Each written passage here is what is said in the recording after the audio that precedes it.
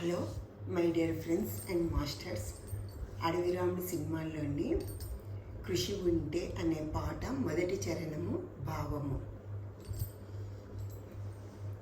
వాల్మీకి మహర్షి గురించి ఉంటుంది. వాల్మీకి మహర్షికి, మన పితామహ పత్రిజీకి నమస్సులు. పాట.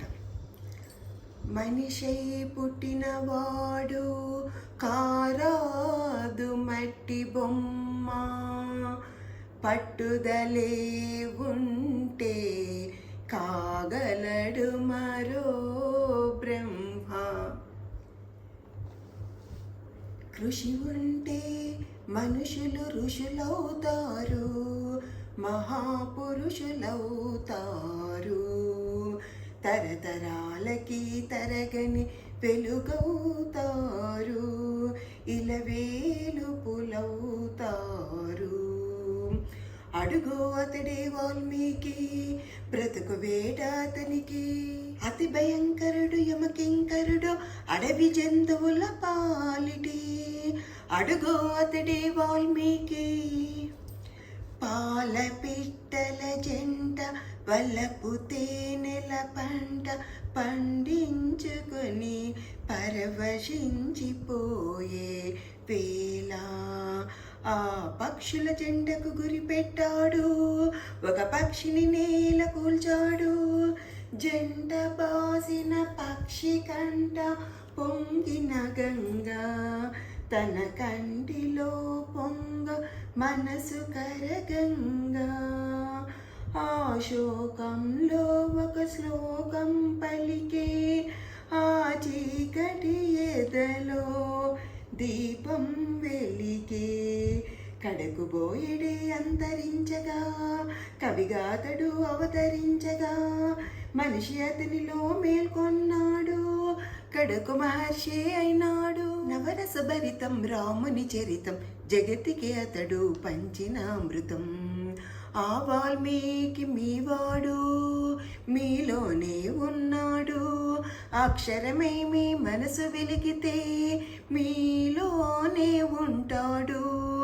అందుకే కృషి ఉంటే మనుషులు ఋషులవుతారు, మహాపురుషులవుతారు, తరతరాలకి తరగని వెలుగవుతారు, ఇలవేలుపులవుతారు. మై డియర్ ఫ్రెండ్స్, ఈ పాట చరణానికి భావము. వాల్మీకి మొదటి పేరు రత్నాకరుడు.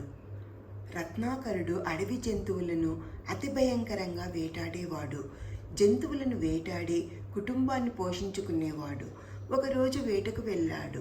అక్కడ చెట్టుపై ఒక పాలపిట్టల జంట, అవి రెండూ కలిసి పరవశించేప్పుడు రత్నాకరుడు ఆ పక్షులపై గురిపెట్టి బాణంతో ఒక పక్షిని నేలకూల్చాడు. చనిపోయిన ఆ పక్షిని చూసి మరో పక్షి కంట నీరు పెట్టుకొని బాధపడడం చూసిన రత్నాకరుని మనసు కరిగి కంట నీరు వచ్చింది. ఆ శోకంలో రత్నాకరుని నోటి వెంట ఒక శ్లోకం వచ్చింది. తనలో ఉన్న చీకటి తొలగి దీపం వెలిగింది. అతనిలోని మానవత్వం మేలుకొనింది. తనలో జాలి కలిగింది. నారదుని సందేశంతో రత్నాకరుడు ధ్యానం చేసి ఆ తపస్సు శక్తితో వేటాడే తత్వం పోయి కవిగా అవతరించాడు. ఎన్నిసార్లు విన్నా మళ్ళీ మళ్ళీ వినాలి అనిపించే రాముని జీవితమును రామాయణంగా రచించి మనకు అమృత తుల్యమైన రామాయణ గాథను జగతికి పంచాడు. చివరికి గొప్ప మహర్షి అయిన రత్నాకరుడు తపస్సు చేసినప్పుడు అతని చుట్టూ పుట్ట పెరిగింది. పుట్టను వాల్మీకం అంటారు. అందుకే రత్నాకరునికి వాల్మీకి అనే పేరు వచ్చింది. మొట్టమొదట వాల్మీకి మహర్షి ద్వారానే శ్లోకాలు పుట్టినవి. ఇలా ఆ వాల్మీకులు మన మనుషులలోనే ఉన్నారు.